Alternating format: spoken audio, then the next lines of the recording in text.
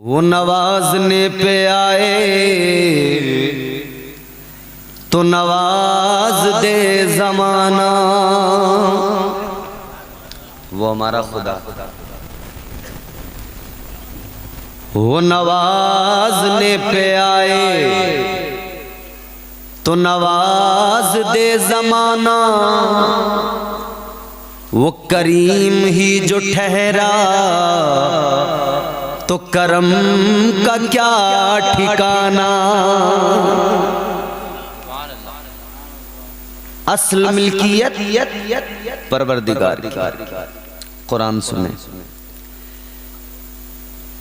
अल्लाह ताला खालिक़े कायनात परवरदिगार असल बादशाह। कुरान मजीद में ऐलान हो गया, तबारकल्लज़ी बियदिहिल मुल्कु व हुवा अला कुल्ली शैइन क़दीर।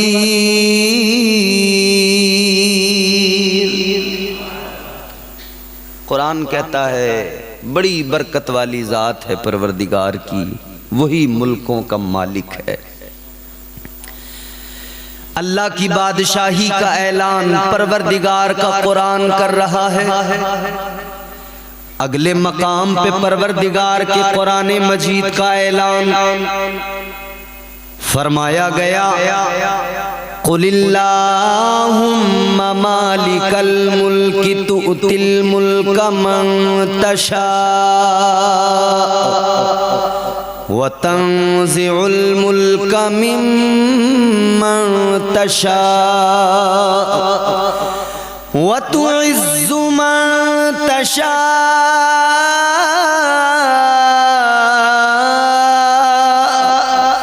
व तुज़िल्लु मन तशा।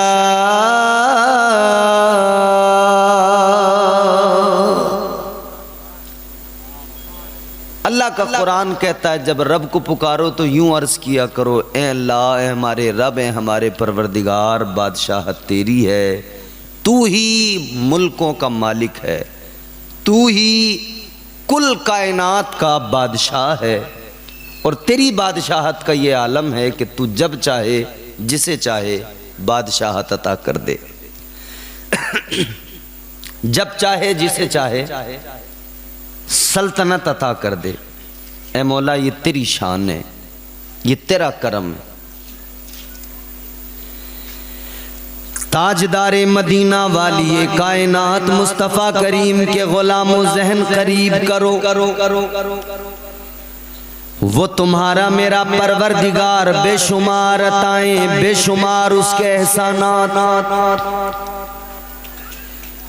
उसके करम, उसकी इनायतें अगर गिनने बैठ जाएं गिन नहीं सकते, शुमार करना चाहें शुमार नहीं कर सकते। परवरदिगारे आलम ने क्या कुछ नहीं दिया, सब कुछ अता फरमाया। अल्लाह ताला ने सब कुछ अता फरमाया, खूब नवाजा।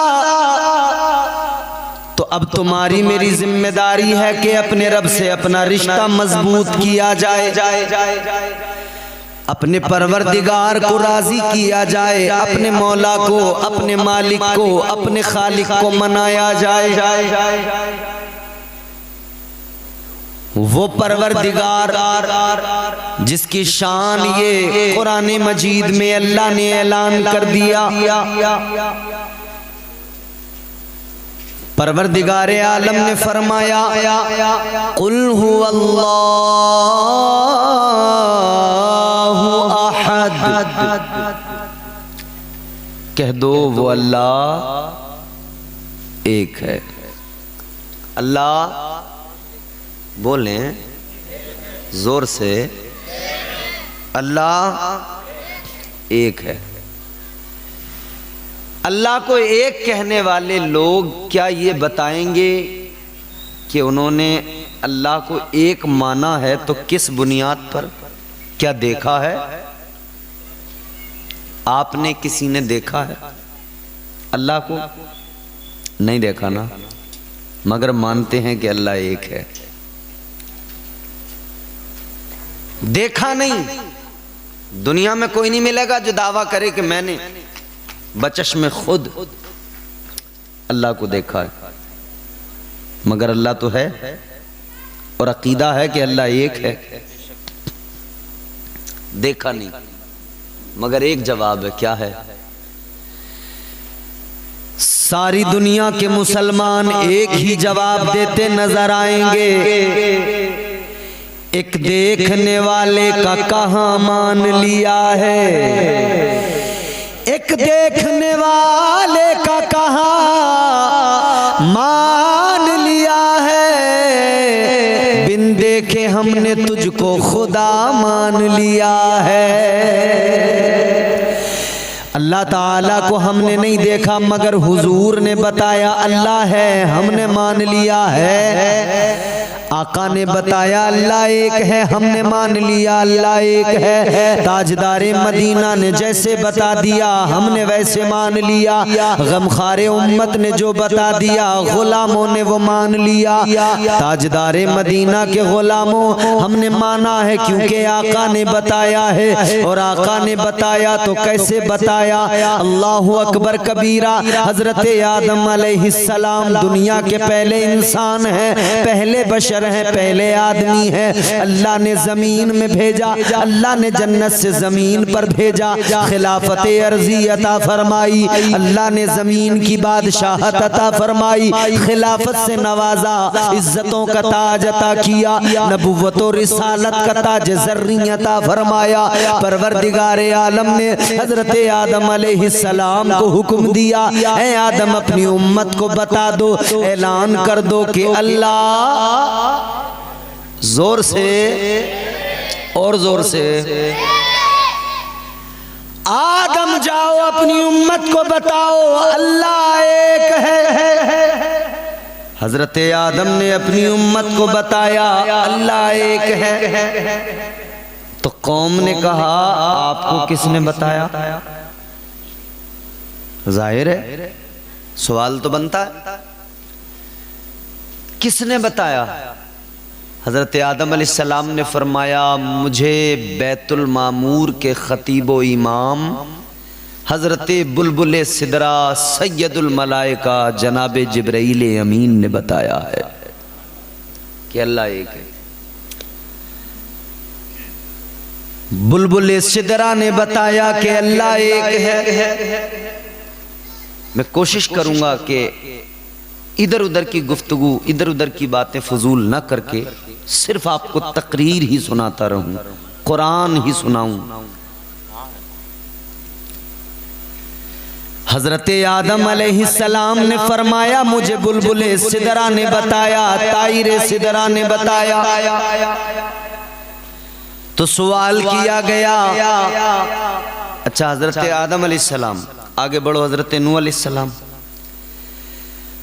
हजरत नूह अलैहिस्सलाम ने भी ऐलान फरमाया अल्लाह एक है। कौम ने कहा किसने बताया? आपने फरमाया मुझे बुलबुल सिदरा ने बताया, जनाबे जिब्राइल अमीन ने बताया। हजरत इब्राहीम अलैहिस्सलाम ने ऐलान किया अल्लाह एक है। सवाल हुआ किसने बताया? फरमाने लगे मुझे ताइर सिदरा ने बताया, बुलबुल सिदरा ने बताया। सारे नबी, सारे रसूल, सबने ऐलान किया अल्लाह एक है। उनकी अक़वाम ने मालूम किया किसने बताया, तो जवाब दिया बुलबुल सिदरा ने बताया, जिब्राइल अमीन ने बताया। लेकिन बारी आई तुम्हारे मेरे आका की, जब बारी आई नबियों के इमाम की, इमामुल अंबिया की बारी आई, ताजदारे मदीना ने ऐलान किया लोगों अल्लाह एक है। तो सवाल किया गया आपको किसने बताया? तो मेरे नबी ने मुस्कुरा के फरमाया कि वो और नबी थे जिन्होंने सुन के बताया। आदम ने सुन के बताया, नूह ने सुन के बताया, जकरिया यहया ने सुन के बताया, इब्राहीम व इसहाक ने सुन के बताया, याकूब व यूनुस ने सुन के बताया, मूसा और ईसा ने सुन के बताया। ताजदारे मदीना ने फरमाया वो और नबी थे जिन्होंने सुन के बताया था। मैंने सुन के नहीं बताया, बल्कि मैंने परवरदिगार को बचश में खुद देख कर ऐलान किया है। मैंने दीदार किया है फिर ऐलान किया। मैंने मेराज में जलवे देखे हैं फिर ऐलान किया है। अच्छा, हदीस कुदसी है। अल्लाह ताला ने फरमाया, परवरदिगार ने फरमाया कुन्तु कंज़न मख़फ़िया।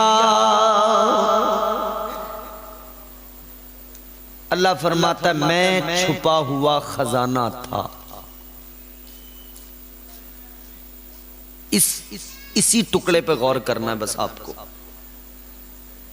परवरदिगार ने फरमाया मैं छुपा हुआ खजाना था। कब? ये अल्लाह फरमा रहा है उस वक्त की बात जब कुछ भी नहीं था, सिर्फ अल्लाह, फकत परवरदिगार, कुछ भी नहीं।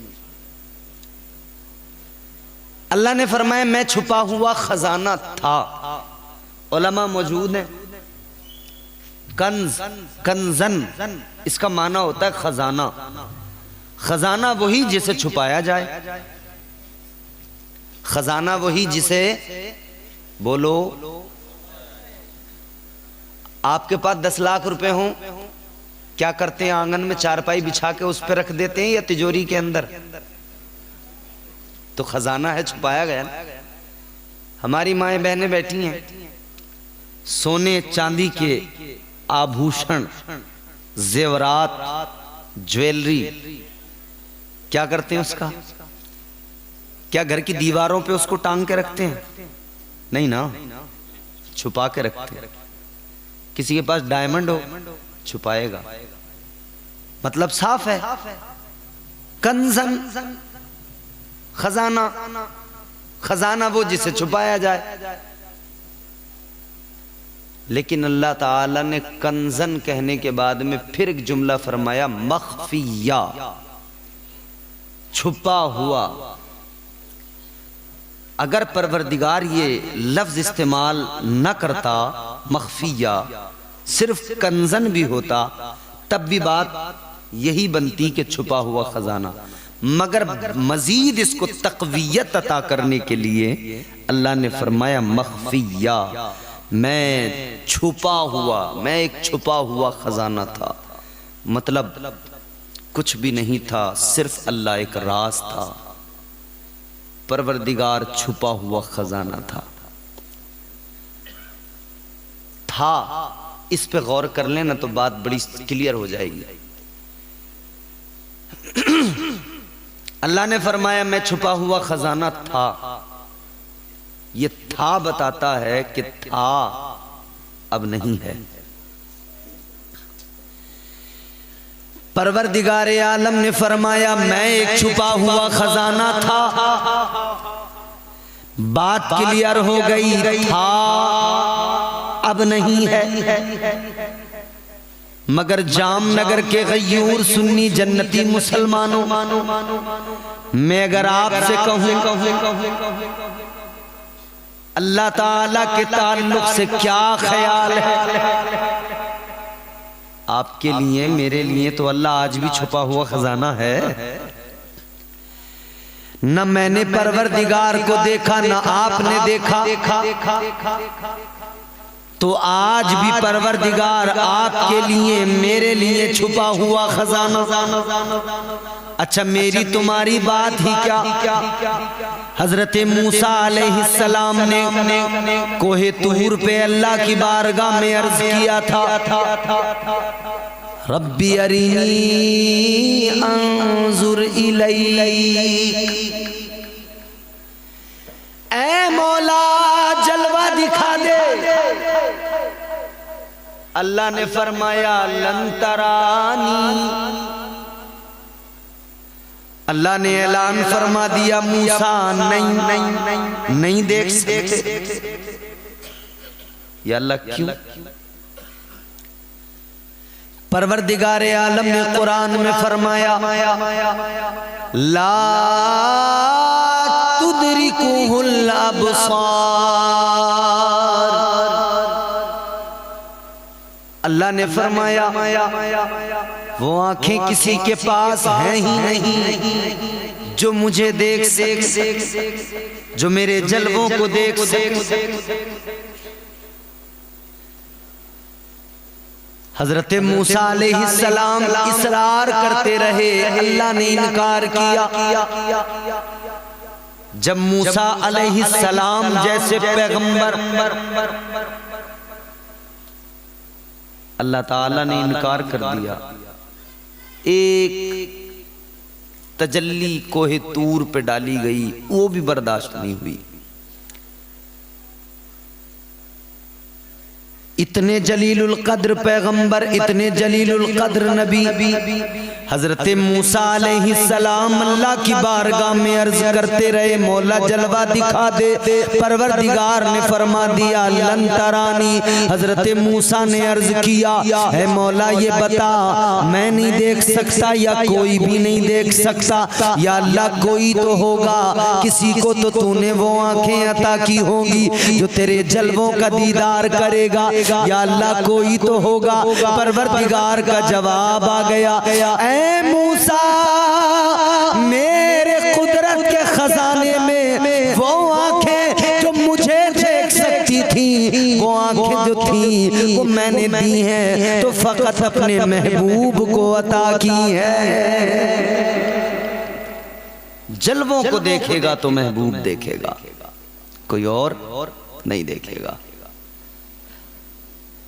अल्लाह ताला ने, अल्लाह एक है मगर हमने देखा नहीं, हुजूर ने देखा, देख कर बताया अल्लाह एक है। अच्छा हमारा अकीदा तो बड़ा मजबूत है, अल्लाह एक है या नहीं? पहली महफिल है तो मैंने सोचा आज जरा सा अपने रब से अपने रिश्ते को थोड़ा सा मजबूत किया जाए, मगर इसका लुब्बे लुबाब जब मैं पेश करूंगा तो आपको आपकी मंजिल पर ही लेके जाऊंगा। अल्लाह एक है हमारा अकीदा है। दुनिया में कुछ लोग ऐसे भी हैं जिनका मानना यह है कि अल्लाह है ही नहीं, माज़अल्लाह। मुल्हिदीन उनका अकीदा है कि बस ये दुनिया खुद ब खुद है, यूं ही चल रही है, ये एक अपने आप खुद से चलने वाला सिस्टम है, इसे कुछ चला नहीं रहा है। हजरत इमाम आज़म अबू हनीफा जिनके हम मुक़ल्लिद हैं, बहुत बड़ी शख्सियत, वक्त के बड़े इमाम, मुजतहिद, आपकी बारगाह में एक बूढ़ी खातून, एक औरत आई। इमाम आज़म अबू हनीफा ने उस खातून से फरमाया बीबी अल्लाह के बारे में क्या ख्याल है, क्या अकीदा है तुम्हारा? अल्लाह है? कहाँ अल्लाह तो है कि अच्छा तुम्हें कैसे पता लगा अल्लाह है? कैसे मालूम हुआ कि अल्लाह है?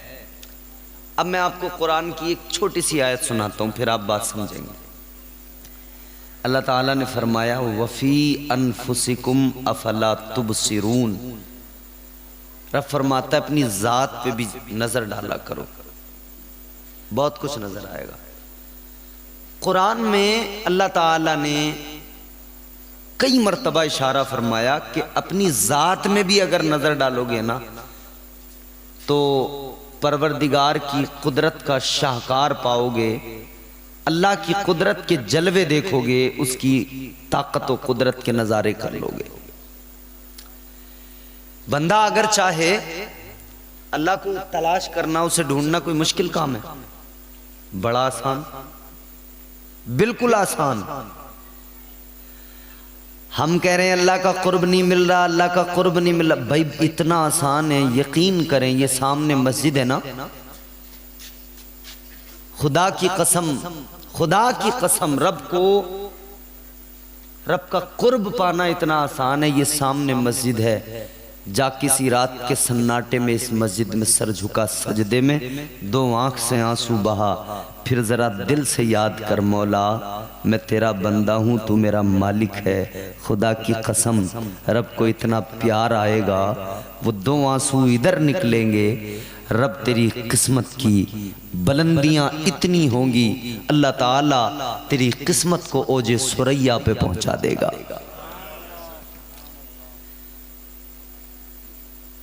हजरत इमाम आजम अबू हनीफा ने फरमाया, माई क्या ख्याल है, अल्लाह है? का है, कैसे पता लगा? वो बुढ़िया चरखा चलाती थी, कहने लगी जी मुझे तो मेरे चरखे ने बताया कि अल्लाह है। किसने बताया? चरखे ने, अल्लाह है। इमाम आजम अबू हनीफा ने फरमाया चरखे ने कैसे बताया? कहने लगी हुजूर मुझे मेरे चरखे ने बता दिया कि अल्लाह है। कहा कैसे? कहा हुजूर मेरा छोटा सा चरखा है, मैं चलाती हूँ चलता है, नहीं चलाती नहीं चलता, जहां रोक दूर रुक जाता है, जब चलाऊं चलेगा, जैसे चलाऊं वैसे चलेगा। इमाम आजम की बारगाह में अर्ज करने लगी हुजूर मेरा छोटा सा चरखा, कहती है मेरे चरखे ने बता दिया, मेरा छोटा सा चरखा अगर चलाऊं तो चले, बगैर चलाए चलता नहीं। तो जब मेरा छोटा चरखा बगैर चलाए नहीं चलता, तो कायनात का इतना बड़ा चरखा बगैर किसी के चलाए कैसे चल सकता है? कहती है मुझे पता लग गया कि इसे चलाने वाला कोई है, और जो इसे चला रहा है वही खुदा है। कोई तो है जो निज़ाम हस्ती चला रहा है, वही खुदा है। इमाम आजम अबू हनीफा ने फरमाया माई ये तो समझ में आ गया अल्लाह है, चरखे ने बता दिया, मगर ये बताओ अल्लाह एक है या एक से ज्यादा? कहने लगी एक है। आपने फरमाया ये कैसे पता लगा कि अल्लाह एक है? कहने लगी हुजूर ये भी मुझे मेरे चरखे ने बताया। का चरखे ने कैसे बताया? हजरत इमाम आजम अबू हनीफा की बारगाह में अर्ज करने लगी हुजूर मेरे चरखे ने बताया अल्लाह एक है। कहा कैसे? कहने लगी हुजूर मैं जब अपना चरखा चलाती हूँ, एक हाथ से चरखे को घुमाती हूँ, दूसरे हाथ में सूत रखा, धागा तैयार करना शुरू कर दिया। कहती है एक हाथ से चरखे को घुमाती हूँ, दूसरे से धागा बनाती हूँ।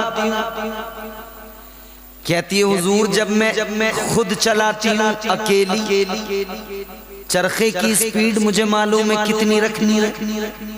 दूसरा हाथ फौरन इस हाथ को बताता है कि तेज हो गया या आहिस्ता हो गया।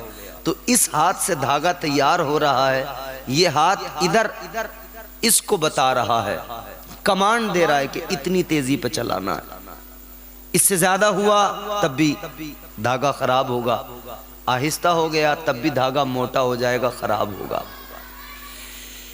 कहने लगी हुजूर अगर मैं अपना चरखा चलाने के लिए किसी और को बैठाऊं फिर मैं धागा बनाऊं, हो सकता है वो बहुत तेज चला दे मेरा धागा खराब हो जाए, या हो सकता है वो बहुत आहिस्ता आहिस्ता चलाए तब भी मेरा काम खराब। कहने लगी मेरा छोटा सा चरखा एक से ज्यादा लोग अगर इसको चलाएं तो ये नहीं चलता, तो ये कायनात का इतना बड़ा चरखा मुझे पता लग गया, ये अगर ठीक ठाक चल रहा है तो इसे चलाने वाला एक है, दो होते तो ठीक ठाक न चलता। कभी सूरज की स्पीड बढ़ जाती, कभी चांद वक्त से पहले निकल आता, बारिश बरसात के दिनों में न होकर कभी गर्मी के मौसम में होती, कभी किसी और मौसम में होती। वो एक बारिश का होना अलग है कि कभी कभी अल्लाह जब चाहे बरसा दे, लेकिन मौसमों का लिहाज जो है वो अपनी जगह है। पता लग गया मौसमों को चलाने वाला, चांद सूरज की रफ्तार को तय करने वाला,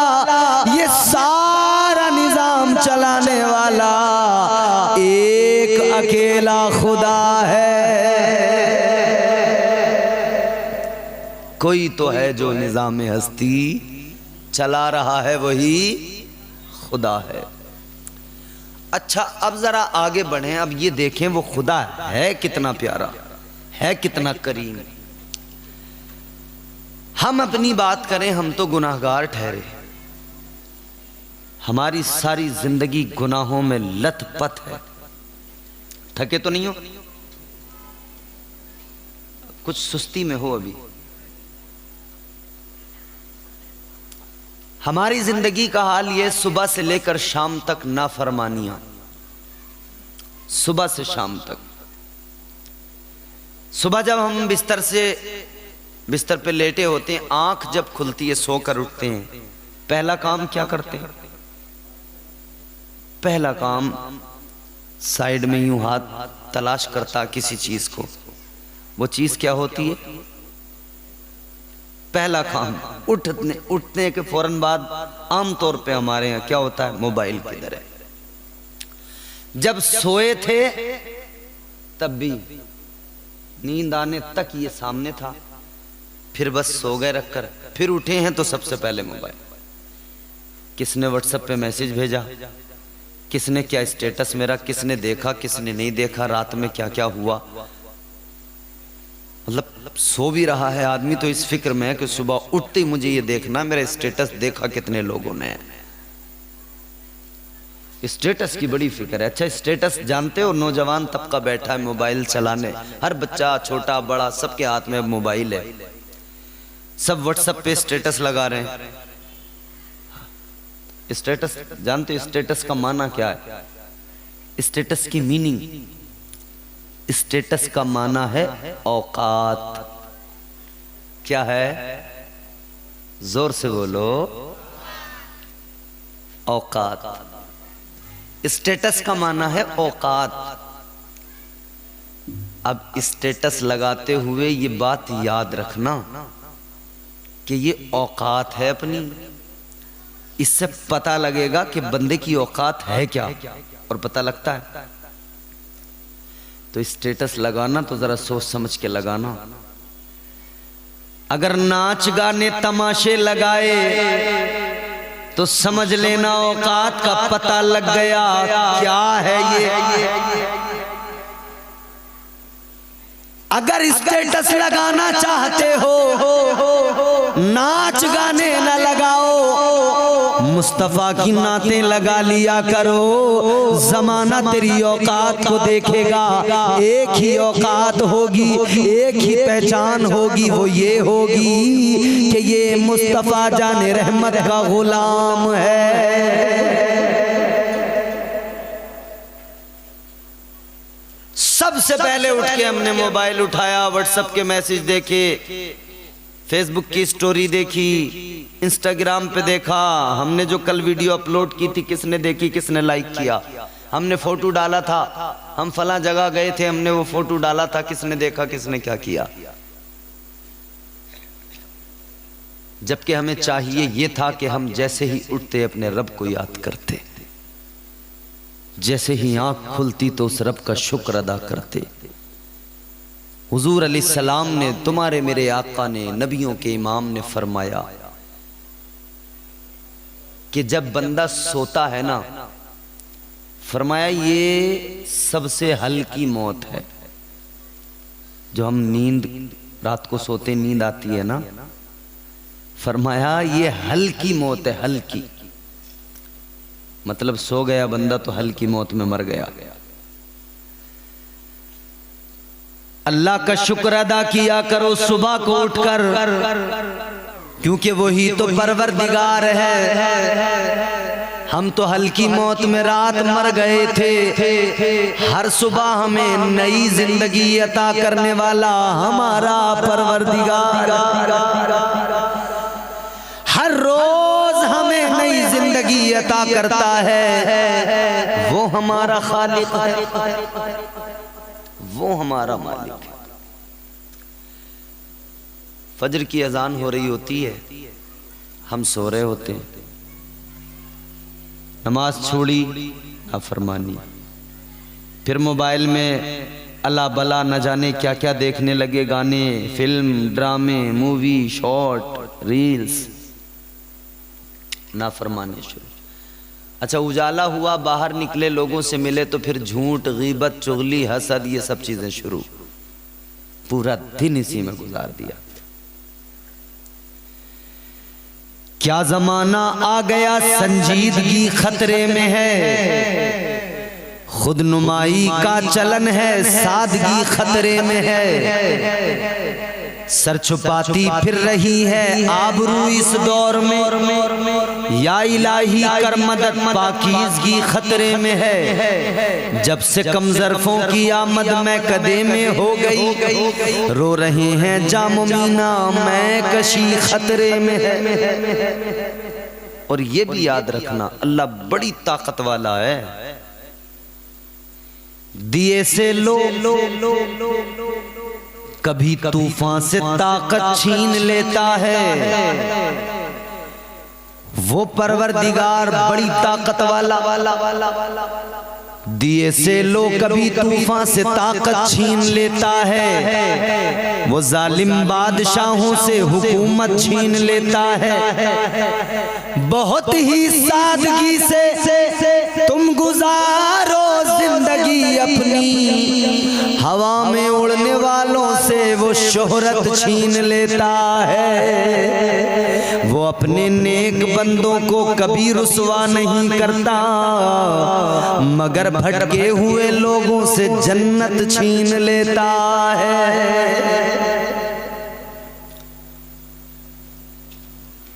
प्यार भी बंदों से इतना ही करता है। हम नाफरमानियां करते हैं, मगर उसका करम देखो, हर रोज खाने को देता है, हर रोज पहनने को कपड़े, हर रोज तमाम ख्वाहिशें पूरी हो रही हैं, हर रोज किसी बात की कोई कमी नहीं है, सब कुछ मिल रहा है, सब कुछ अता कर रहा है परवरदिगार।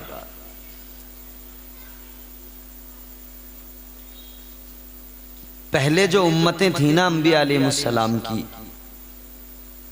एक उम्मत ने नाफरमानी की, एक अल्लाह का अजाब आ गया। क्या अजाब आया? अल्लाह ने बंदर बना दिया, चेहरे बिगाड़ दिए। उम्मत ने नाफरमानी की, अल्लाह का अजाब आ गया, पत्थरों की बारिश हो गई। नाफरमानी की, अल्लाह का अजाब आ गया, तूफान आ गया, तूफान नूह। उम्मतों ने जरा नाफरमानी की, अल्लाह का अजाब आ जाता था। एक नाफरमानी पे अल्लाह बंदर बना दे, वो परवरदिगार जो एक नाफरमानी पे नाराज हो बंदर बना दे। शैतान को अल्लाह ने जन्नत से क्यों निकाला जानते हो? अल्लाह ताला ने जो शैतान को जन्नत से निकाला, मरदूद बनाया, लानत का तौक उसके गले में डाला, उसे जलील कर दिया, रीजन, वजह क्या है? नाफरमानी। क्या वजह है? अल्लाह ताला ने फरमाया सजदा कर, फरिश्तों को हुक्म दिया सजदा करो, सबने किया, इसने नहीं किया। नाफरमानी भी कौन सी? जिसमें उसके पैगंबर की तौहीन, रब इसको बर्दाश्त नहीं करता। मुझे आप सारे लोग ईमानदारी से एक बात बता दें, क्या शैतान ने शराब पी थी? बोलो बोलो, बोल नहीं रहे हो आप लोग। तुम मेरी तरफ देख रहे हो, मैं पीछे देख रहा हूं। यकीन करो, न कोई पीछे बंदूक लेके खड़ा है कि बोलते ही तुम्हें गोली मार देगा, न कोई पीछे कोई ऐसी फौज आर्मी खड़ी है कि जो आपसे बड़ी सख्त नाराज हो जाएगी इस बात पे अगर आप बोल गए तो। कोई नहीं है, बस इधर मैं हूं, उधर आप हैं। शराब पी थी शैतान ने, चोरी की थी, जिना किया था, जुआ खेला था, सट्टा लगाया था? नहीं। किया क्या? एक नाफरमानी, सजदा नहीं किया। पैगंबर खुदा हजरत आदम अलैहिस्सलाम,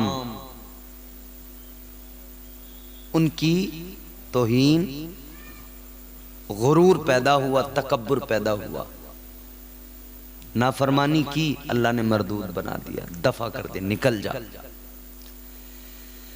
परवरदिगारे आलम ने निकाल दिया, अल्लाह ताला ने मरदूद बना दिया। अल्लाह का कुरान कहता है परवरदिगार ने फरमाया काला फखुरुज मिनहा फइन्नका रजीम व इन्ना अलैका लानता इला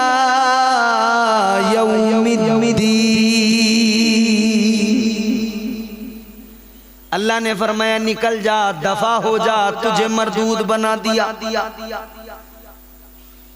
कयामत तक के लिए तुझे लानती बना दिया। अब मैं तुम्हें अल्लाह का करम बता रहा हूं। नाफरमानी की, अल्लाह ने मरदूद बना दिया, लानती बना दिया, लानत का तौक गले में डाल दिया। और हम कितनी करते हैं? पूरा दिन शराब हमारे लोग पी रहे हैं, जुआ हमारे लोग खेल रहे हैं, सट्टा हमारे लोग लगा रहे हैं, समझ रहे? झूठ, गीबत, चुगली, हसद, कीना, तमाम खराबियां, नमाजें हम छोड़ लें, जिनाकारियां, बदकारियां, बदामालियां, क्या कुछ नहीं कर रहे, हराम खा रहे हैं दबा के तबीयत से। जानते हो आज मुसलमान पे जो ये मुसीबतें आ रही हैं ना, हम रो रहे हैं, हाय ये क्या हो गया, हाय ये क्या, हाय वहां यूं होगा, हाँ वहां यूं, वहां ये हुआ। अपने आप को हमने जाना है कभी? समझा है कभी? देखा है कभी? गौर किया है? लेटेस्ट न्यूज सुनो, शायद आपने सोशल मीडिया के जरिए देख लिया हो।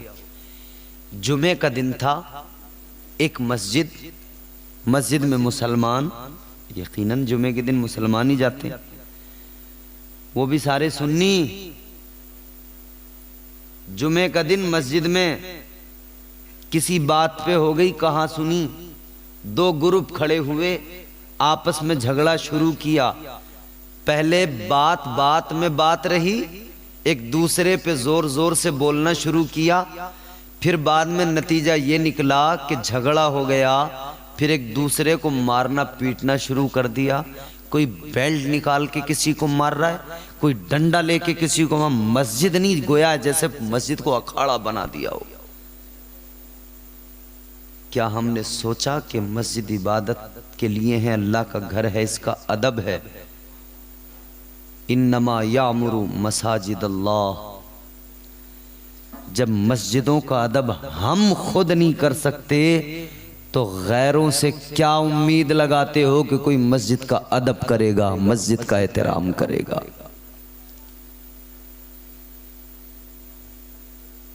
तुम्हारी इबादत गाह है मस्जिद।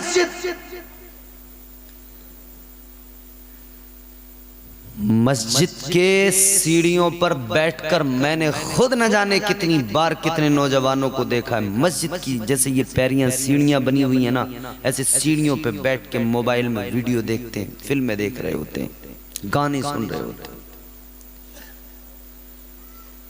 जब तुम खुद मस्जिदों का अदब नहीं कर सकते तो किससे उम्मीद करते हो कि कोई मस्जिदों का अदब करेगा? मत रो ये रोना, पहले अपने आप को देखो हम क्या कर रहे हैं, पहले खुद पे गौर करो हम क्या कर रहे हैं। खैर, मगर मैं बता रहा हूं हमारी नाफरमानियां कितनी है, अल्लाह का प्यार देखो कितना है। बोल दो ना सुभान अल्लाह। अल्लाह का प्यार, उस खुदा की कसम तड़प जाओगे। एक मर्तबा और लहरा के बोल दो सुभान अल्लाह। अल्लाह ने शैतान को निकाला, मरदूद बनाया, लानती बना दिया, मगर निकलते निकलते शैतान बोला या अल्लाह जा तो रहा हूं मगर ज्यादा दूर नहीं जाऊंगा। बारगाहे रब्बे जुल जलाल में शैतान ने अर्ज कर दिया, कहने लगा या अल्लाह जा तो रहा हूं ज्यादा दूर नहीं जाऊंगा। अल्लाह ने फरमाया कहां जाएगा?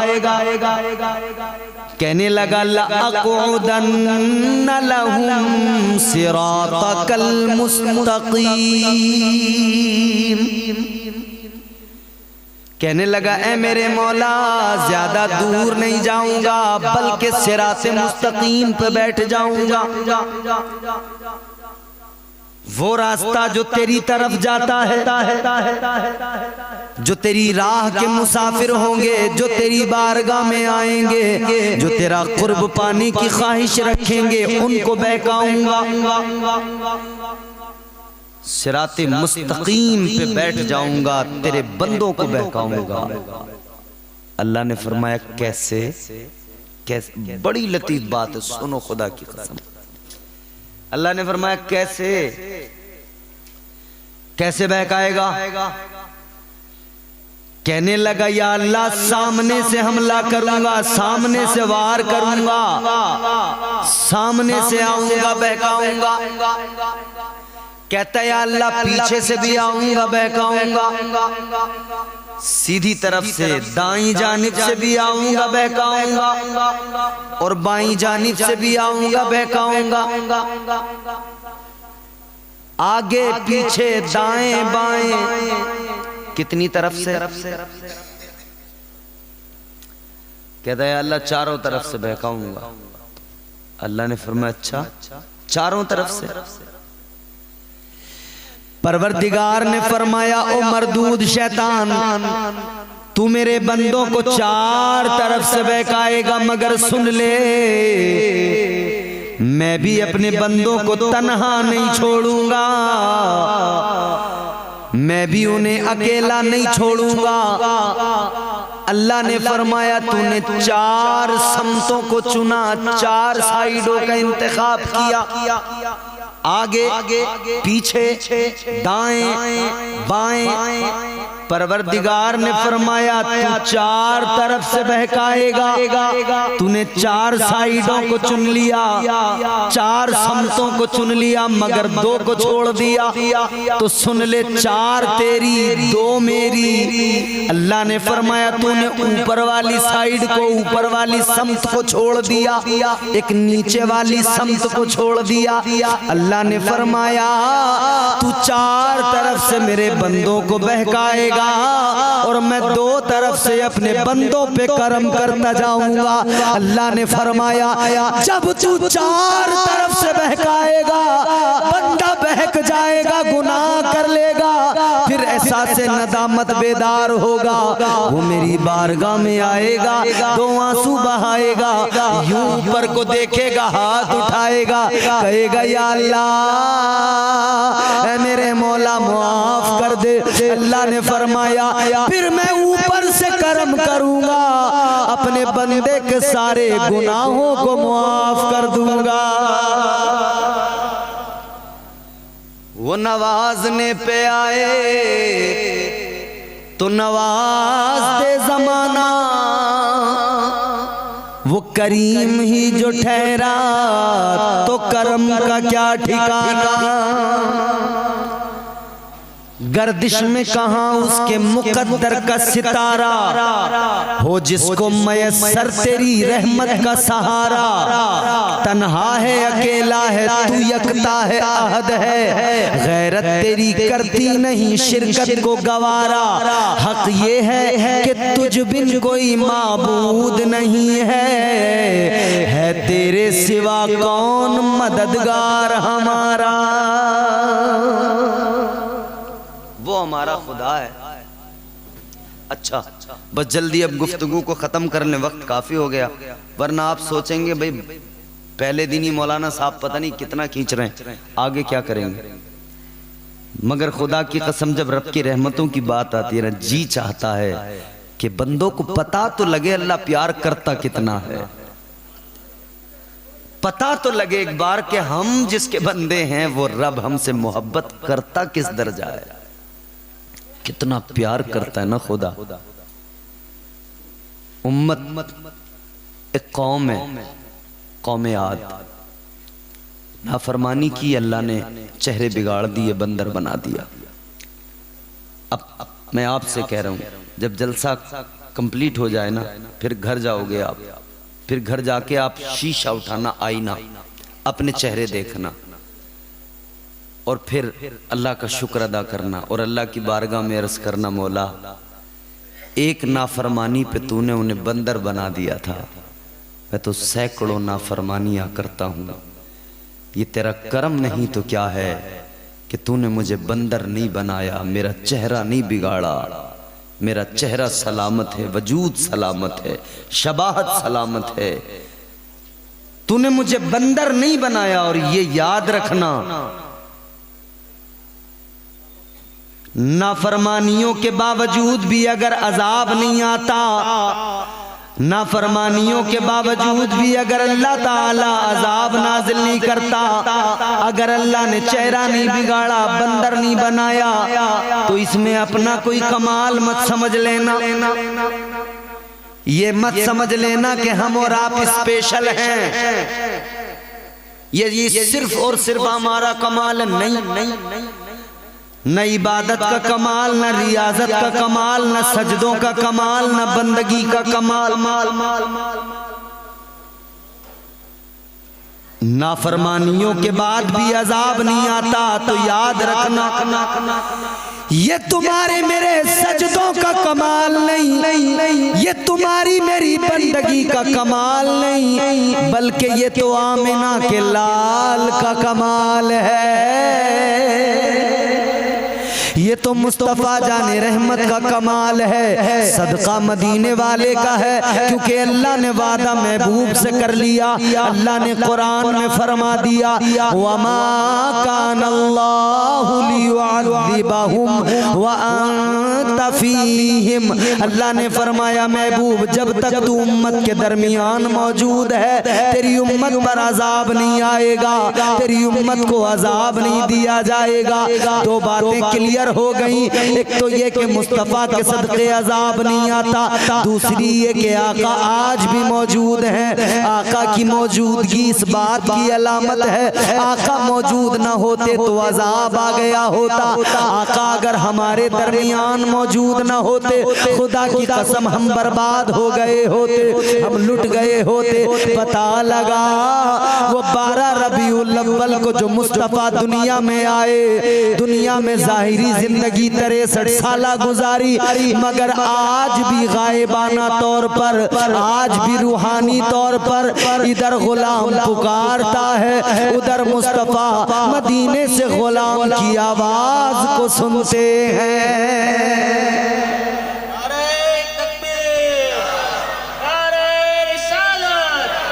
सरकार की आमद, लब्बैक या रसूल अल्लाह, उलमाए अहले सुन्नत, नारे तकबीर। आखिरी बात सुनाकर गुफ्तगू को खत्म करता हूं। जब बात होती है ना कि अपने रब से अपना रिश्ता मजबूत किया जाए,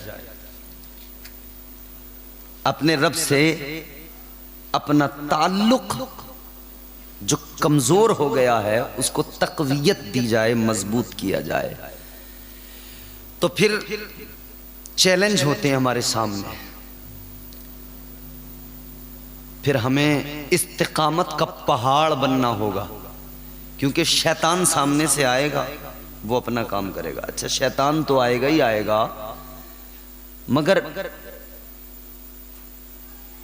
हमारे साथ एक चीज ऐसी है हर इंसान के साथ कि वो बड़ी खतरनाक है अगर उसे काबू में नहीं किया जाए तो। उसका नाम है नफ्स। जानते हैं, नफ्स बड़ी खतरनाक चीज है। जिसने नफ्स पर काबू नहीं किया बड़े खसारे में है, बड़ा खतरनाक। अच्छा, इसके दर्जे हैं कई सारे, कुरान में इसके दर्जे बयान किए गए, इसका मकाम, इसकी मंजिलें हैं। नफ्स की एक मंजिल नफ्स अम्मारा हर मोमिन, हर काफिर के पास मौजूद है, सिर्फ और सिर्फ गुनाहों की तरफ लेके जाएगा। लेकिन फिर जब इस नफ्स को काबू किया जाए, कंट्रोल किया जाए, इसे मारा जाए, तो ये मंजिलें तय करता है। फिर एक मंजिल होती है इसकी कि ये नफ्स लव्वामा बन जाता है, एक मंजिल होती है ये नफ्स मुल्हिमा बन जाता है, एक मंजिल होती है आला मंजिल कि फिर ये नफ्स मुतमइन्ना बन जाता है। नफ्स मुतमइन्ना, फिर उसका मकाम क्या? अल्लाह कुरान में फरमाता है, परवरदिगारे आलम ने कुरान मजीद में ऐलान फरमाया, या अय्यतुहन नफ्सुल मुतमइन्ना इरजिई इला रब्बिकी रादियतम मर्दिया फदखुली फी इबादी वदखुली जन्नती। जोर से बोलो सुभान अल्लाह। यह है नफ्से मुतमइन्ना। अल्लाह फरमाता है, ए इत्मीनान वाली जान, ए नफ्से मुतमइन्ना, अपने रब की तरफ इस हालत में पलट कि तू रब से राजी हो, रब तुझ से राजी हो। लेकिन नफ्स तो नफ्स से अगर काबू ना किया जाए, इतना खतरनाक है। फरमाया गया कि जब अल्लाह ने इसको पैदा किया, जब नफ्स को अल्लाह ने बनाया, फर्स्ट सबसे पहले जब उस वक्त में नफ्स को अल्लाह ने रोज़े अज़ल बनाया,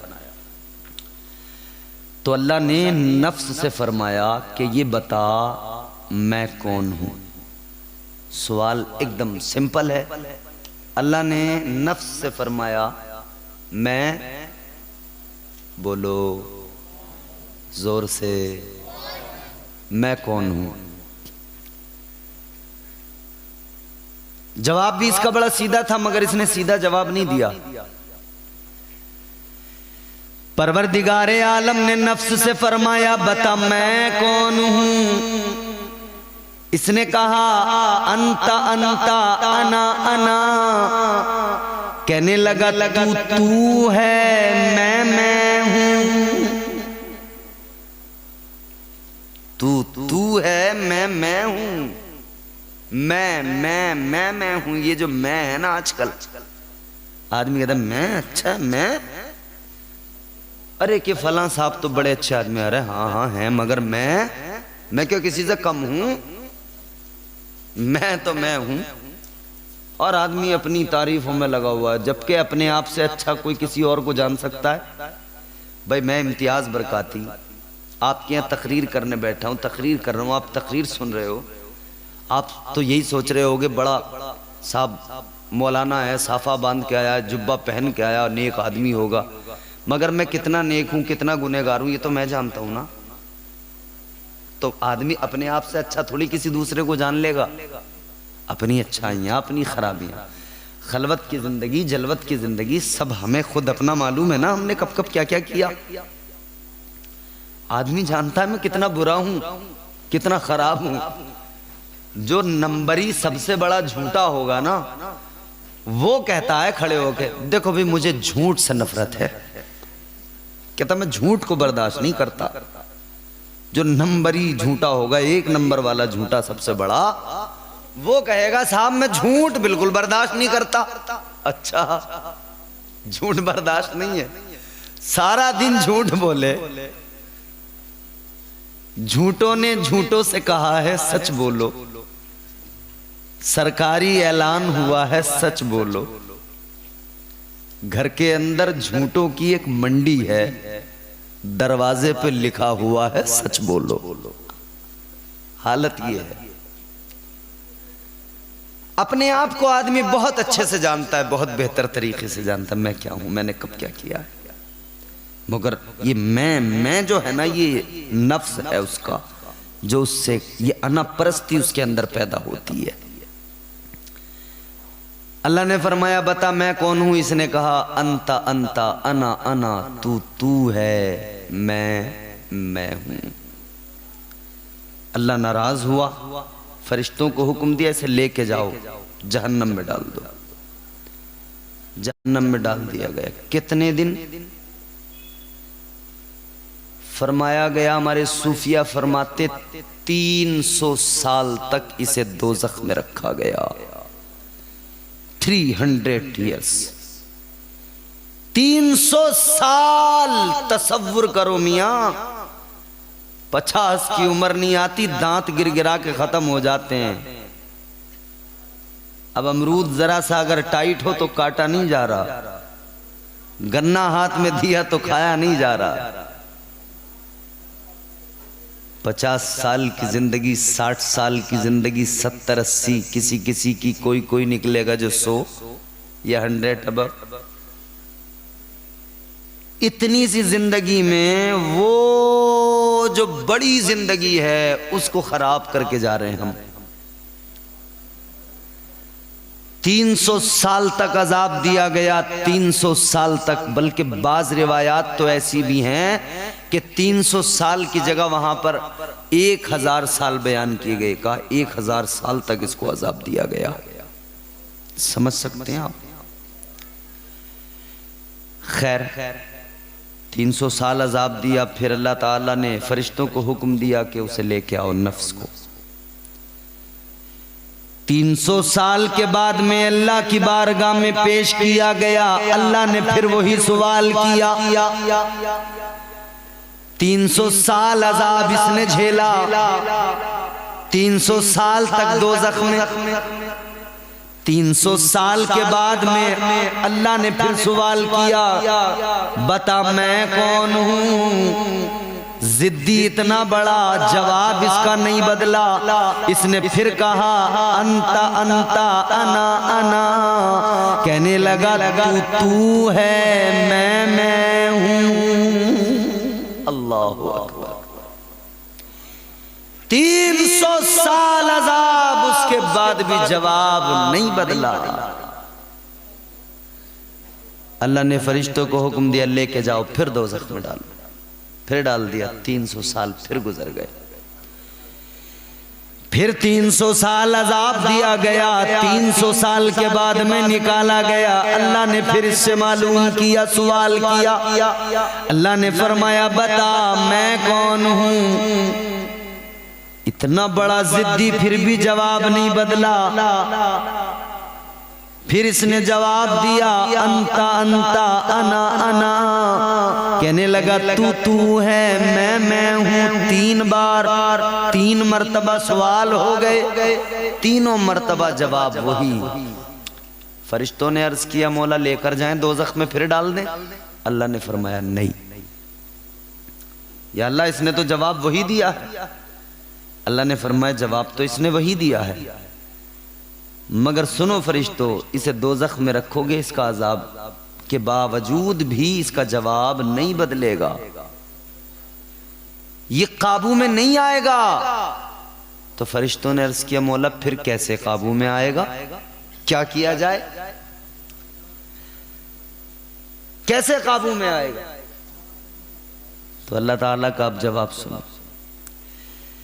परवरदिगारे आलम ने फरमाया, फरिश्तों एक काम करो, अजाब न दो, दोज़ख में न डालो,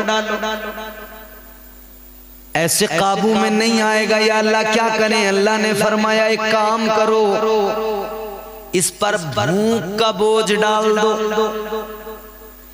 इसके ऊपर भूख का बोझ डालो, इसके ऊपर इबादत का बोझ डालो, बंदगी का बोझ डालो, सजदों का बोझ डालो। फिर यही किया गया, भूख का बोझ डाला गया नफ्स के ऊपर, सजदों का बोझ डाला गया, इबादत का बोझ डाला गया। फिर अल्लाह ने सवाल किया, बता मैं कौन हूँ? अब यही नफ्स था कहने लगा, तू मेरा परवरदिगार है। अजाब से जवाब नहीं बदला, सजदों के बोझ से जवाब बदल गया, भूख के बोझ से जवाब बदल गया। तो अल्लाह ने बंदों को मिजाज दे दिया, ऐ मेरे बंदो, ये जो तुम्हारा नफ्स है इसे काबू में रखना। कैसे काबू में रखेंगे? अल्लाह ने फरमाया इसका इलाज इतना सा है, इस पे भूख का बोझ डाल के रखो, इस पे सजदों का बोझ डाल के रखो, ये तुम्हारे काबू में रहेगा। अल्लाह ने निजाम भी वही दिया।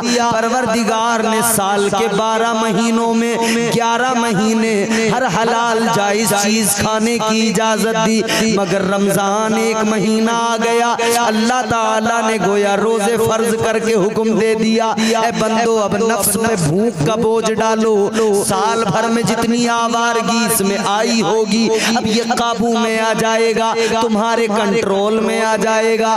5 वक्त की दिन में नमाजें फर्ज की गई, गोया अल्लाह ने बंदे को मिजाज दिया, 5 वक्त सजदों का बोझ इस पे डाल, ये नफ्स तेरे काबू में आ जाएगा। 5 नमाजों का बोझ डाल के देखो, भूख का यानी रोजों का बोझ डाल के देखो, खुदा की कसम ये नफ्स काबू में आ जाएगा। फिर कोई दिक्कत नहीं आएगी। फिर देखो नफ्स काबू में आते ही फिर परवरदिगार से रिश्ता बनेगा। रिश्ता तो आज भी है, मगर फिर वो रिश्ता बनेगा कि जो रिश्ता मेरे गौस को अल्लाह ताला ने अपना कुर्ब अता फरमा के अता किया था, वो रिश्ता जो सरकारे गरीब नवाज का रिश्ता, वो रिश्ता जो औलिया का रिश्ता, वो रिश्ता तक़वा व तहारत का मंबा बना देता है, वो रिश्ता जो बरेली के अहमद रजा खान का रिश्ता, वो रिश्ता जो इस सदी के अंदर, इस दौर के अंदर एक अजीमुल मर्तबत वली कामिल हुजूर ताजुश शरिया को अपने परवरदिगार से कुर्ब हासिल हो गया था। लोग कहते हैं, तकरीरें हम करते हैं, अल्लाह वालों की करामतें बताते हैं कि उन्होंने ऐसा हुआ, ये करामत का ज़हूर हुआ, ये हुआ, वो हुआ। लोगों ने कहा साहब मौलाना तुम 200 साल 100 साल 300 साल 500 साल पुराने बुजुर्गों की करामतें बताते हो, क्या सारे वली तभी होते थे, अब नहीं होते? अब नहीं होते क्या? तभी करामतें होती थी, तभी वलियों की शान होती थी, अब नहीं होते क्या वली? अब कहाँ चले गए? हमने कहा वली आज भी होते हैं, नजर चाहिए पहचानने के लिए। कहा साहब बाबा फरीदुद्दीन गंजे शकर जिधर से निकले लोग कलमा पढ़ के मुसलमान होने लगे, अब क्यों नहीं होते ऐसे? तो जवाब बड़ा प्यारा है। हमने कहा सुनो, कल बाबा फरीदुद्दीन निकलते थे, शाने विलायत ये कि जो देखता था कलमा पढ़ के मुसलमान हो जाता था। तेरी आंखें फूट जाएं तो तेरा कसूर है, हमारा कसूर नहीं है। तू आज भी अगर देख लेता आंखों से, इस दौर में भी देख लेता आंखों से, तो बरेली में एक कलंदर पैदा हुआ था जिसका नाम अख्तर रजा खान था, जिसे ताजुश शरिया कहते थे। जिधर से गुजरता था अभी गैर मुस्लिम बात नहीं करते थे, चेहरा ही देखते थे, चेहरा देखकर ही कलमा पढ़ लिया करते थे, मुसलमान हो जाते। वली हर दौर में होते हैं, इस दौर में भी पाए जाते हैं। नजर पैदा करो, वो नजर पैदा करो तो अपने रब से अपना रिश्ता जरा मजबूत किया जाए। अल्लाह एक है, खालिक है, मालिक है, राज़िक है, हम सब का परवरदिगार है। उसी रब की बारगाह में झोलियाँ फैलाओ और हुजूर का सदका मांगो। उसी रब की बारगाह में हाथों को उठा उठा के दुआएं करो और हुजूर की नालैन का सदका मांगो। अल्लाह ताला हम सब को हुजूर की नालैन का, हुजूर की जूतियों का सदका अता फरमाए। परवरदिगार हम सब को नेक अमाल की तौफीक अता फरमाए और हम सब को अपने अपने नफ्स पर काबू पाने, उसको कंट्रोल में लाने की तौफीक अता फरमाए। अस्तगफिरुल्लाह रब्बी मिन कुल्लि ज़ंबि व अतूबु इलैह। सभी हज़रात ज़ोर से कलमा शरीफ पढ़े, ला इलाहा इल्लल्लाहु मुहम्मदुर रसूलुल्लाह सल्लल्लाहु अलैहि वसल्लम व मा अलैना इल्लल बलाग। अस्सलामु अलैकुम व रहमतुल्लाह।